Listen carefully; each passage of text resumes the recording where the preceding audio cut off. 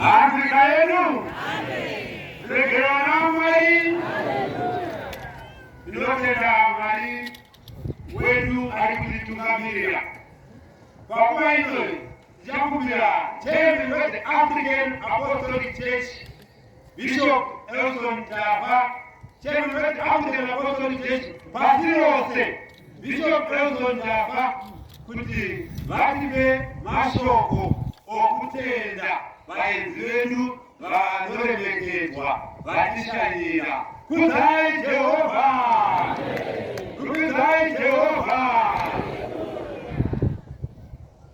Afrika yetu regero la Mwali yakamira mwana wa Mwali.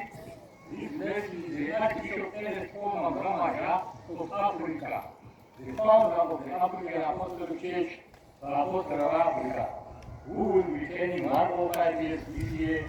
The Priesthood Council, the African Apostolic Church Board of Trustees, the Secretary, General Secretary Bishop Richard Juru, Vice Chairman Bishop Mbaracha Koteta, the bishops and all members. Nokutendai Mose, nokuungana wapataitwa, nokutungamiri mwenzi wedu anokosha, anoremekezeka. Vatisika pano resident minister wedu Comrade Ezra Chazamira vari pamwe chete na MP, Honorable MP wezvipoino, Honorable Togarepi vauya pano, mazhedu ari pano, Mambo Maungwa naMambo Mazuru navakuru vepati yezanupf nevamiri vehurumende vari pakati pedu. Tinokutendai nokuuya kwamaita kuti muve nesu pano pamusangano wedu wechiyaiyo. Toda kutenda vetopona wedu nezvavatiitira kusvika pano. Musangano uno musangano wedu wokutanga wechirayiro wegore rino. Chaita misangano yakati wandei, asi uno ndowokutanga. Zvino wokutanga tanzwa manyukunyuku nokusvika kwamaita muchitiremekedza kuti tasvikawo muno muMasvingo Province.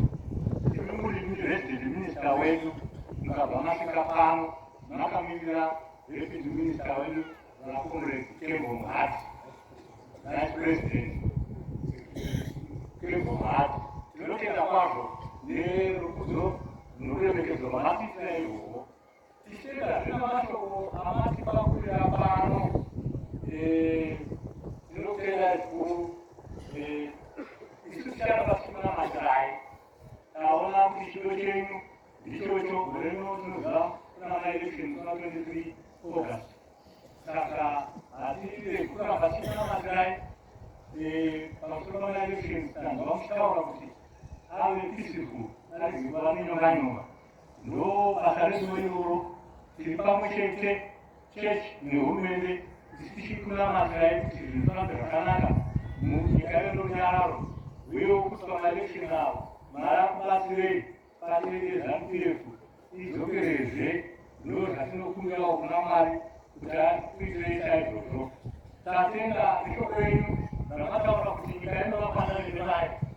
Saka imi muri kuvaka muchitibatsira magariro atinofanira kuita munyika nedevelopment.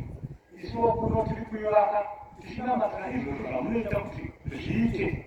Saka tiri pamwe chete. Saka tinotenda noukama ihwohwo huripo pakati pehurumende nesu chechi kuti tiri chinhu chimwe chete.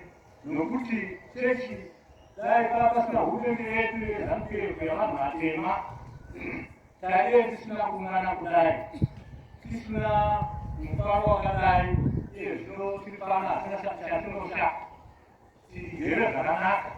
Notoziva kuti tiri munyika medu muna vatungamiriri venyika vari kutisapota, vari kutisigira sezvamaita izvi nokuuya pano. Tinotenda zvikuru chaizvo nezvamatiitira. Zvino tatendazve nekweshoko renyu ramataura kuti kubatana ndo chinhu chikuru.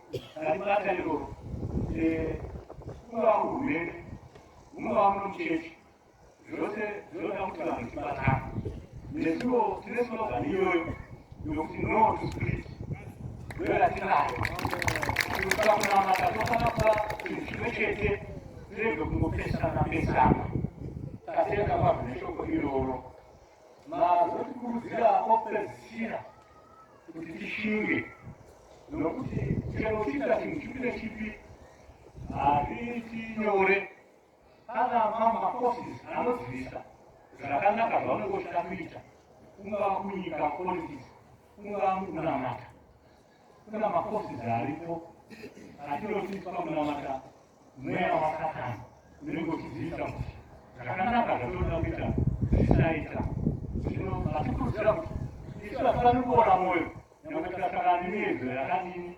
inotisanganisa tinofana kushinga tichienda mberi nokunamata tinofana zvekushinga tichienda mberi nenyika yedu tiri pamwe chete chechi nehurumende saka tatenda zvikuru mwari vakukomborerei zvikuru negore pamakatarisa pamaelection ipapa isu tiri pamwe chete nemi tiri kutsigirai sezvamazuwana Jonas Sekutara achitaura pano tiri kukupaiwo maoko edu emavhoti kuti zviite nokuti kubva gore rapera nerapera paseri vakatitsigira tiri pakaomarara kwazvo tikanamata tikagona kunamata nokuita musana yedu saka hatingakukangamwi saka mari vakomborerei kudzai Jehovha kudzai Jehovha